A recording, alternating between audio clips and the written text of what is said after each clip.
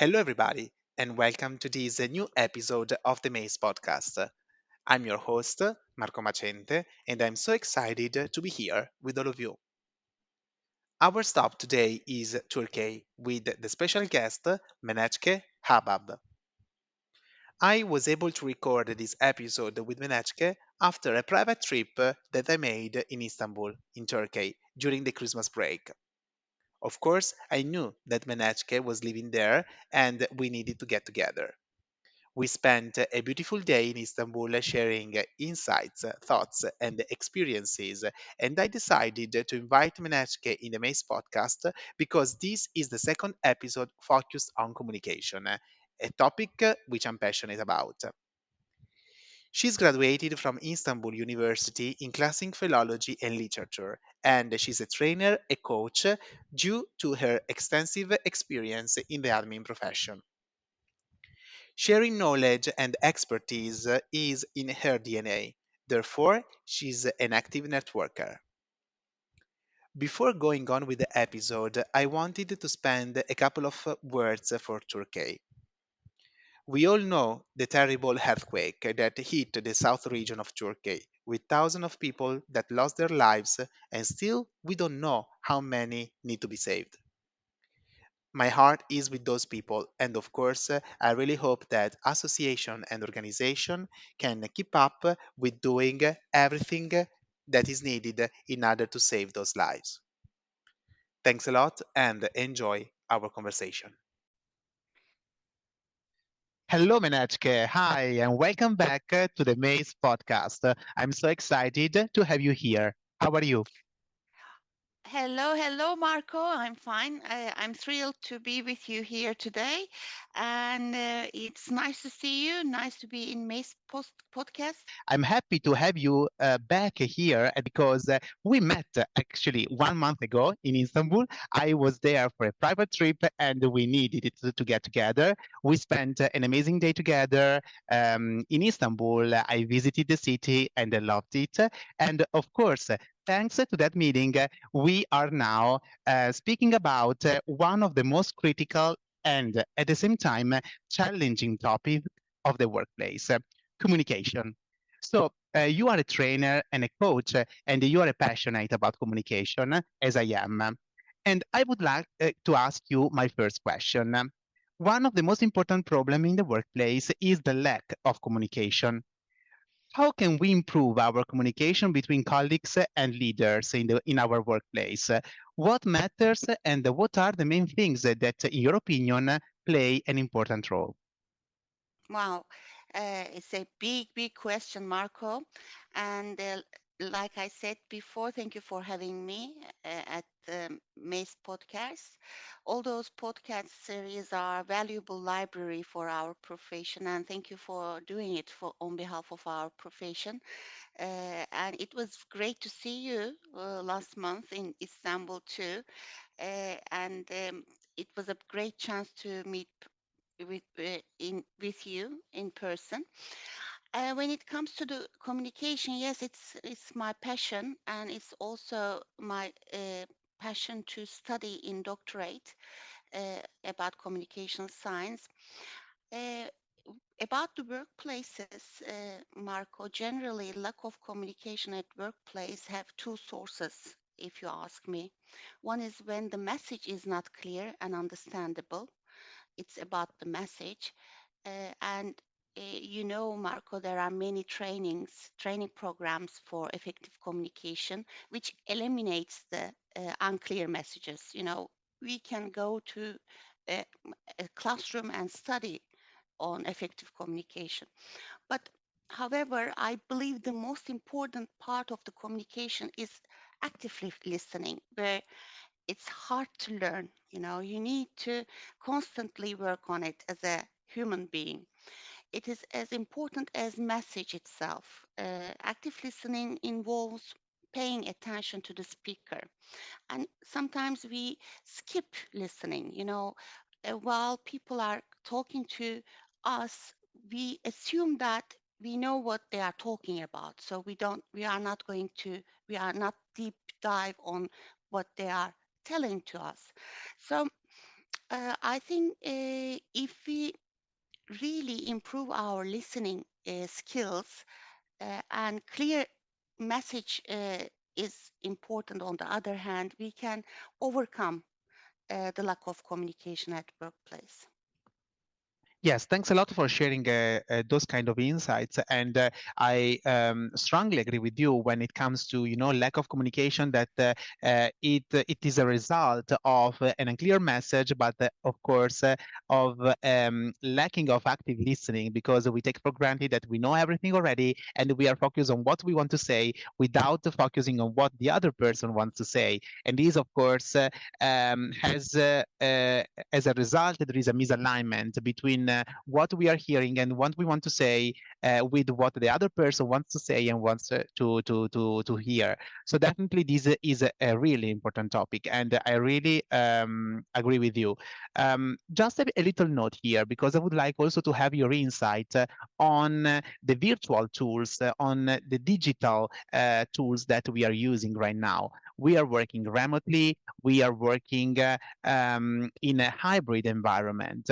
Do you think that those kind of aspects, active listening and the message, can be affected by the digital tools that we are now using or not? What do you think? Well, I love technology, Marco.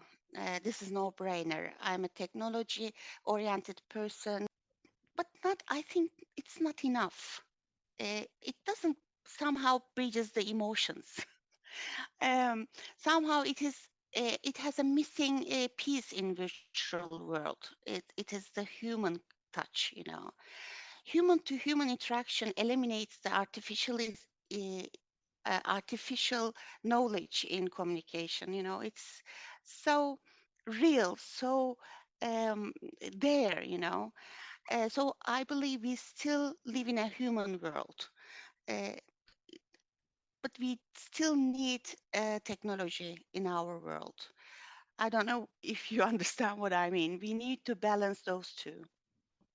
Yes, I completely agree with you. And in fact, my next question for you is definitely something that is focused on IT. We are living in the post-pandemic world, in the so-called new normal. So we are now more virtual, more connected. But needless to say, as you said, that we are now able to meet in person for conferences, for congresses and conferences, and no one said no, I prefer to meet virtually. Instead, we have people that start traveling again for business and for pleasure. So as you said, we are humans, and can we say that as human beings we love interacting the one with each other, and that we prefer face-to-face communication? You shared a little bit of this, but I would like to have your thoughts here again. Yeah, I mean, in our interaction with people, when we call our friends, what we say, let's meet up for a coffee. We don't say, let's meet up for a WhatsApp conversation. It still doesn't sound well, right, Yeah, Marco? yeah, It doesn't sound well.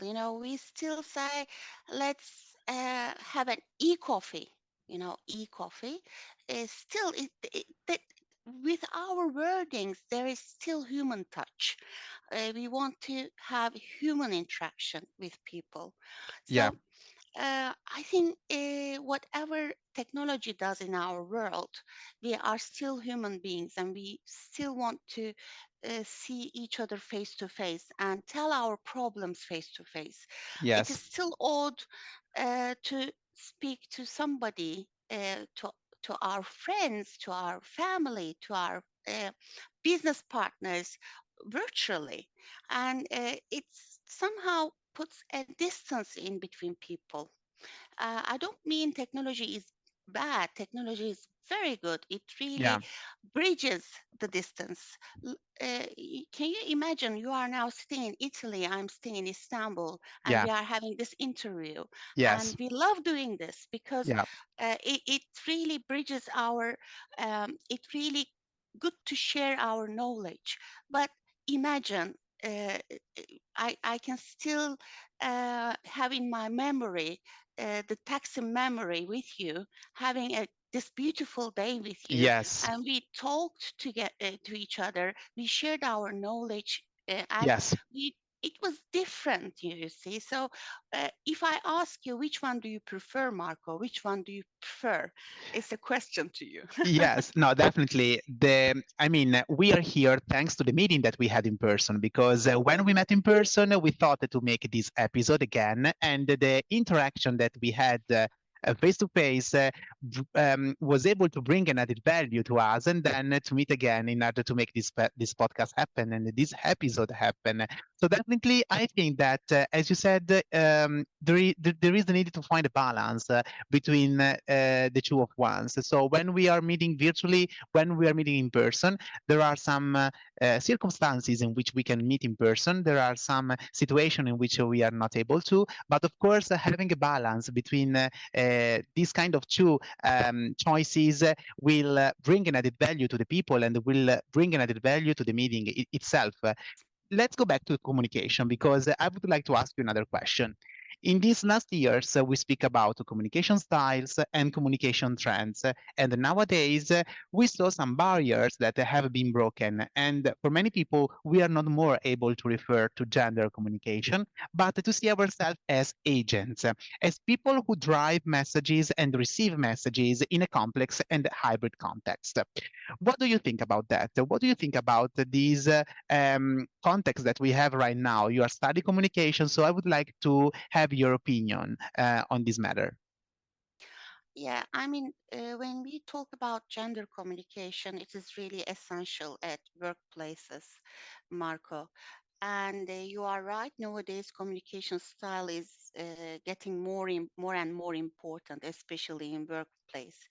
I think the right communication style without gender uh, and position and religion in workplace affects the company's outcomes at the moment, and increase the employees affiliation, because we need employees to feel uh, belong to the company. That's how we can do it. And we are going into more international environments. There are no barriers in an international environment. There are uh, uh, gender differences and nationality differences. So it's very important to have that kind of um, uh, true or right communication in or right communication culture in the workplaces. It's so important. On the other hand, Marco, I'm a linguist. I studied Latin in university. So sometimes it's really difficult to change communication style because it comes from the language itself. So when you talk about gender communication, when you look at some of the languages, there is a gender, um, eh, you know, um, in languages, when you say, for instance, you studied Greek recently, there are some elements you see, feminine elements and masculine elements in language too. So it's really hard to work on changing those communication style um, in in our culture. Well, it's coming from the language, um, but it's really nice to see it's changing, and we are working on it in the world, in the companies, in the cultures. Yes, absolutely. And of course, we are people, and each person has his or her own personality and his or her own style, and we need to adjust our communication also to the people that we have in front of us. But if we are able to see ourselves as agents, I think that we can, make the difference, and we can drive the Yeah. communication forward better. I don't know if you agree with me. Yeah, I do agree with you. And I do agree that we are agents within our community, whether it is our company, whether it is our social environment, we are the agents, and we do it very well, Marco. I don't know whether it is because of our profession, because of our soft skills. We are really. giving that message to the community, and the community listens to us and change the behavior. If there's something wrong, they change their behavior, and through our messages, uh, they correct it Yeah, somehow. yeah, of course. So thanks a lot for your contribution also on this topic. Let's move on because I have another question for you, Menekse. So Sure. there are some different communication in our world, right? There is a verbal communication, there is a non-verbal communication. So I would like to ask you what are the strategies that we can use in order to ensure that our voice is heard? Okay, it's a nice question. Um, i- there's a very well-known psychology professor, Albert Mahrabian. I think you must have heard him. He says, in our communication, the most important part is our body language. He says it is 55% important. So, according to him, it's not what we say, it's how we say it, you see. So, I think we need to have a balance with our body language, with our voice tone, with our words. So, if we want to be heard, we want to pay attention how we say, how we give the message, how we convey the message to the people. I think it is essential. Yesterday, I attended a very nice cross-border event between France and Spain. This is also was the topic. You know, how we say our problem is very important if we want to be heard by the management or by our manager or by our company. That was also a topic. This is what I also want to ask you, Marco. You have uh, a deep experience with an international environments. When you want to be heard, how do you behave? How do you raise your hand and say, well, I have a point here? Because it is, um, from my understanding, sometimes we pay a lot of attention on the message and we skip how we convey the message. Yes, yes, I agree with you. Sometimes we forget about how we convey the message because we are just focused on what we want to say. And personally, I'm very committed to what I do because I have passion. For the pharmaceutical industry, for the pharmaceutical field, for the regulatory and the startup world in which I'm working at the moment.